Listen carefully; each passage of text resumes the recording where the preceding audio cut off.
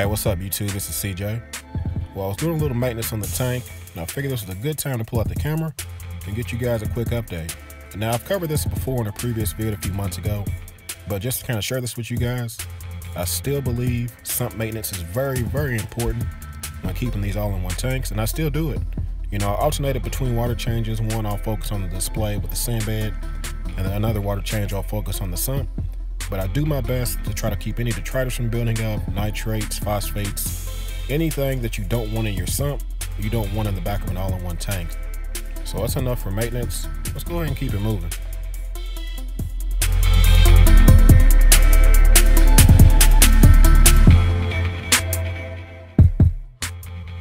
So we have arrived. This is going to be my second LFS pretty close to me. It's called Sandy's Pet Shop. Now, this is not my primary choice, but they normally have a bigger selection of, reef ready systems. Now, unfortunately, I got here after the holidays. They had a huge 20-30% off sale on their tanks, and that pretty much wiped them all out. So still was a couple to look at, including this 125 gallon. Now, I'd never really considered a 6-foot tank until I kind of looked at this again. So, it did open my eyes to it. The one thing I would change if I could would be a deeper tank. That's 6 feet by 18 inches. That 18 inches just throws me off, so I believe the 24-inch version of this is 180 gallon, and that's kind of what I'm looking for, something with at least 24 inches of depth. So that kind of rules out this tank as well. This is going to be your 75 gallon, which is also 18 inches deep. So the 18-inch deep tank is kind of ruled out for me for aquascaping purposes, and just for the overall look of the tank I want to create, kind of rules this out. So with that being said, these two are scratched off the list, but there was one more tank in here that caught my eye. Happens to be the same tank that I seen at Aquatica last vid I shared with you guys. This 93 gallon cube. They actually have it on sale for $700, which actually isn't a bad price considering I can probably liquidate a few things in my tank and actually purchase this without no money out of my pocket. So definitely considering this cube. One thing I wish was a little higher on it was the stand. That's definitely going to be a headache with equipment underneath, but this tank is looking promising, guys. So no decisions yet. We'll see what happens next week when I visit a third LFS and see what tanks they have.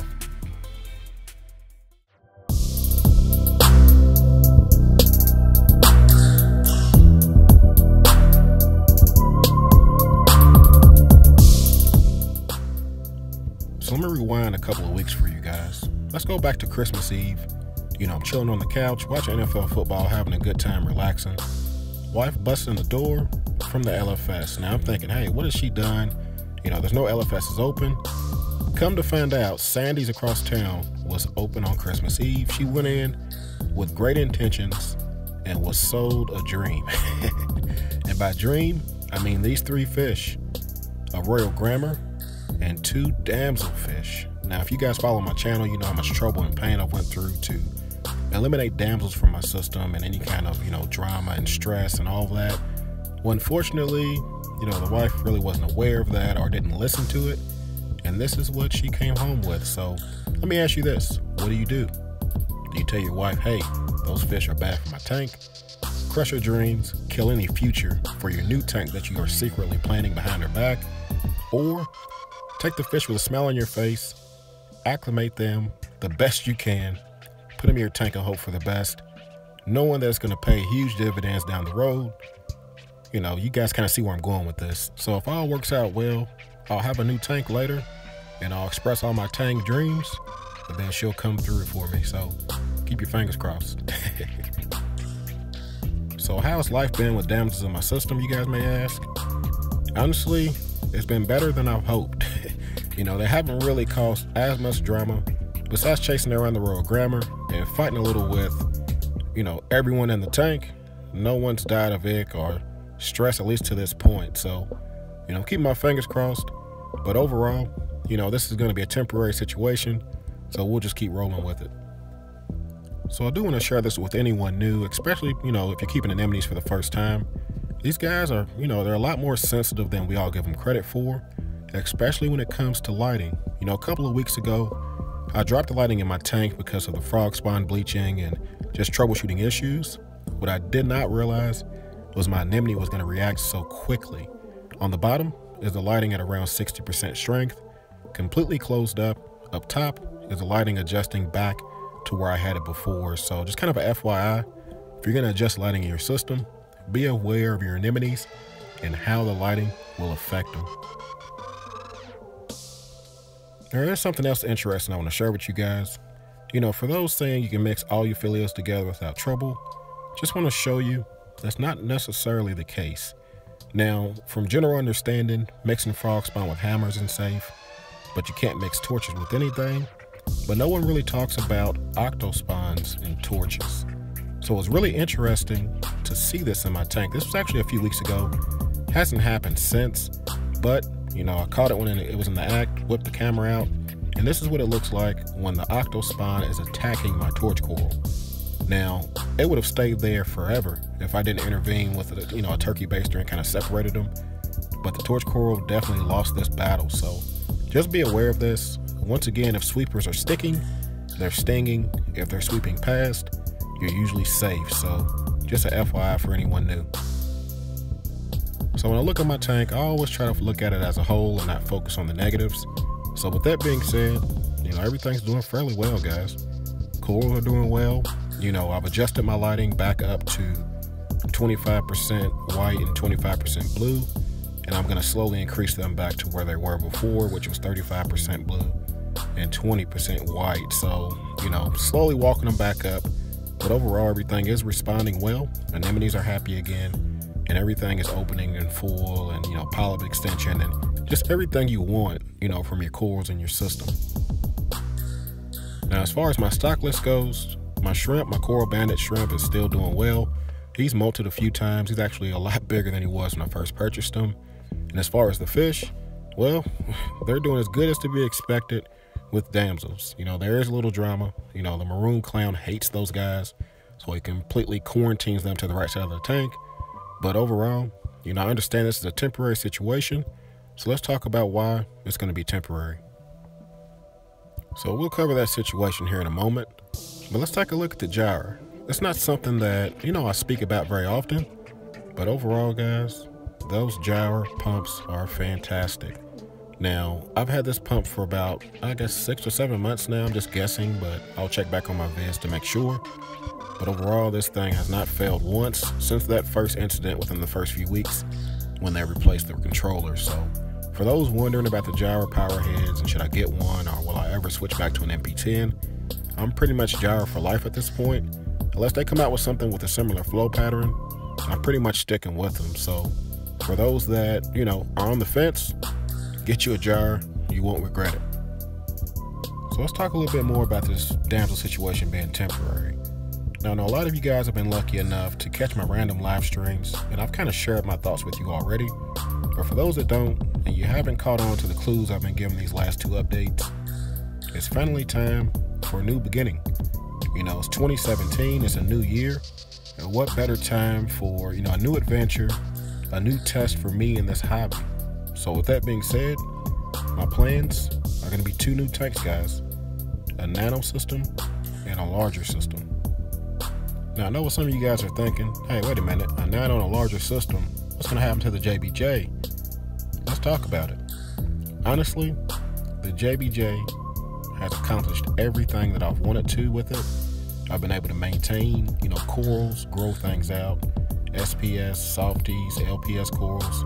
I've had successes and failures. I've learned some lessons when it comes to managing water quality, you know, skimming, algae scrubbers. I mean, I've learned a lot from this tank.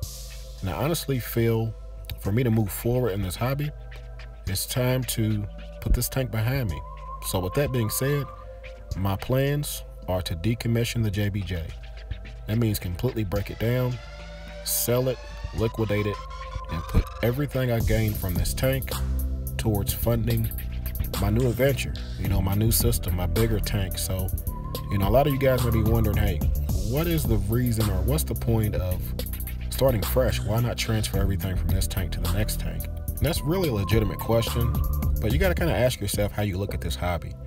For me, I kind of look at each tank as a blank canvas, you know, a blank work of art, to where you start from nothing and create exactly what you envision in your mind.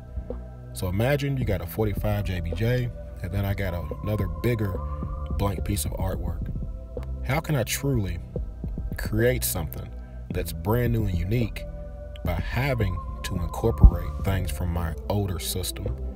And by incorporate the older live rock, the older corals, what it turns into is creating a tank that is limited by having to fit in everything from my old system, whether it be the corals, whether it be having to aquascape on a time limit, meaning, you know, I can't dry scape the tank, look at it and wait, change it, whatever the case may be, because live rock and live corals have time limits. You know, you can't leave them out of water.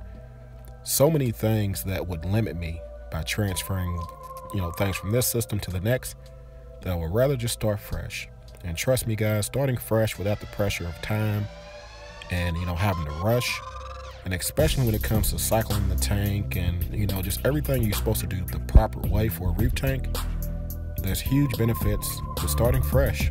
And that's kind of the main reason I'm going to do it, amongst other things. That's pretty much the main reason. So with all that being said, you know, that still only addresses one part of the equation for me. You know, that's just why I'm not transferring things from this tank to the next.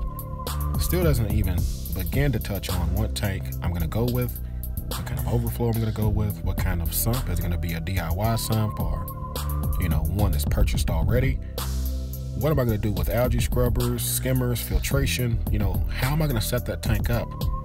And more importantly, how am I going to escape that tank to make it even worthy of starting over? Because the worst thing I can do is start a new tank and have it not be as good or, you know, look as good as the JBJ.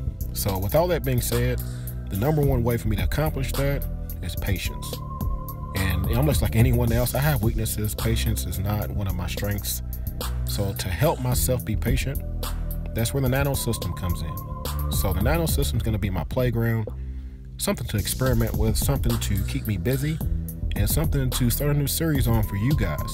You know, I may even start that tank with live rock. I may decide to keep one or two frags from the main JBJ to help, you know, stock that tank. Maybe I'll keep the Octospawn or the Anemone. Maybe I'll just keep some of the pallies, who knows? But that nano system is going to be, you know, whatever feels right, no limits, no rules. I'm going to do what I want to do with it. I'm going to document it, and it's going to really be something easy for me to keep, something to keep me busy, while my main focus, my main new tank, the larger build, can really be done the right way. Not to mention, you know, it's going to be some great content to share with you guys, especially for people that are new, you know, starting off a nano system or a larger tank, or even better, how to break down the tank and sell everything to get the most you can for it. Definitely a lot of things I want to share with you guys, and I'm glad to. So what kind of timetable are we looking at before the JBJ is completely gone and the new build start? Honestly, I can't tell you guys that for sure. My hope and plan is to be the end of January, somewhere in February by that time. But it really depends on a few things. You know, I got a lot of moving parts, trying to get sponsors, trying to, you know, sell this tank, save a little money to get the new tank. It's a lot of moving parts before something like this can happen. So it's just kind of letting you guys know this is the beginning of the year, kind of, you know, where my mind's at, what to expect kind of video. But it's not happening today. So for those that love the JBJ as much as I love the JBJ, trust me, it's not going anywhere yet. I still have some content to get out on this JBJ tank that I still have not had a time.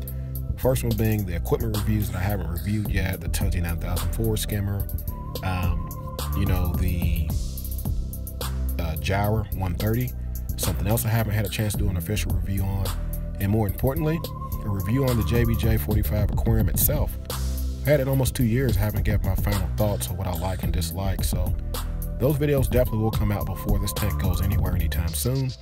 And for those that are wondering what the new tank is, not telling you yet, I've kind of narrowed down my choices between online ordering and local, so I'll keep you guys posted. But without a doubt, it will at least be double the size of this tank, if not bigger. So hopefully that gets you guys blood going and a little excited about what's to come. So other than that, I want to make an announcement for anyone that is going to be in the Louisville area.